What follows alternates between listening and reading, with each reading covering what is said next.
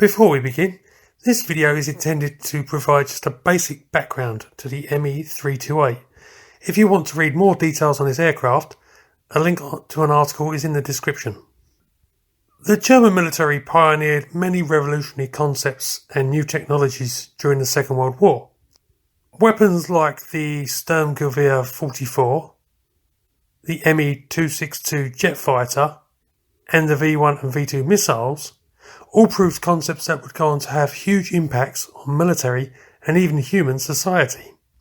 But with the successes, there were, naturally, plenty of failures. A great deal of technical effort was squandered on a range of projects, from those that ignored the realities of Germany's situation, such as the King Tiger, to utterly ridiculous concepts like the Maus Super Heavy tank. And for anyone under the delusion that any of these vehicles were a good idea, stop it. Get some help. Anyway, it is amongst this they should have cancelled this way sooner pile we can find the Me-328. Though, to be fair, when I say they, I mean Hitler and his cronies. A product of the Messerschmitt company, the Me-328 was part of a triumvirate of aircraft that was designed to exploit the Germans' advances in new rockets and jet technologies. The other two designs would evolve into the famous Me-262 jet fighter and the Me-163 rocket interceptor.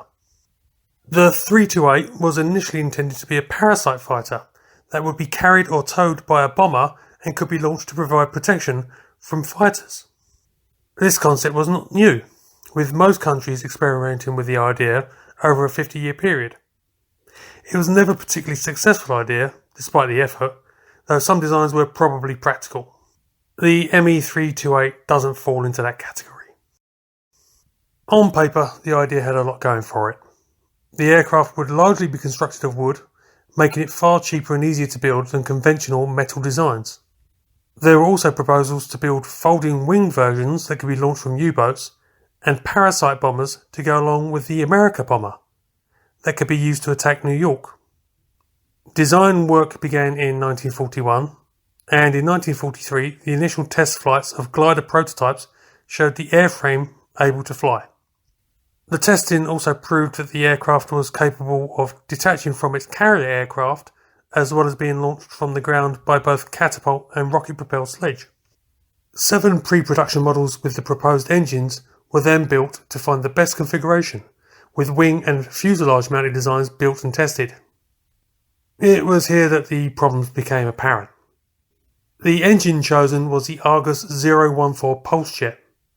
A simple and cheap design, the Pulse Jet was the same engine used on the V-1 flying bomb.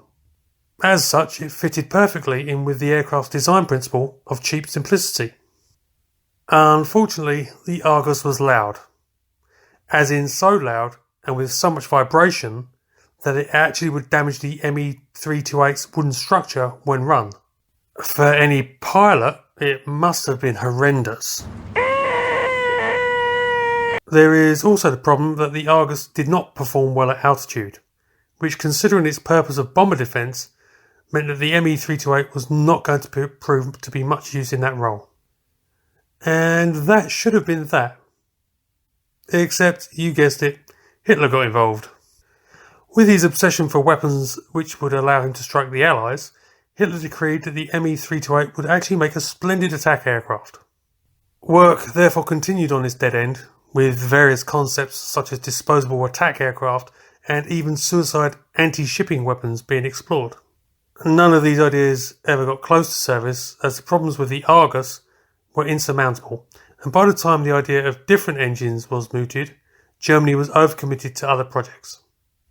The project was cancelled in mid-1944, and that was the end of the Me-328, the Wunderwaffe Parasite fighter / bomber / kamikaze. That wraps up this video. I hope you enjoyed it. If you are interested in military history and affairs, feel free to check out my website, militarymatters.online. I'll put a link in the description.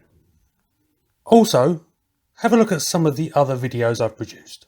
You may find something else of interest. Check out some of the links coming up. Thanks for watching, and I'll catch you next time.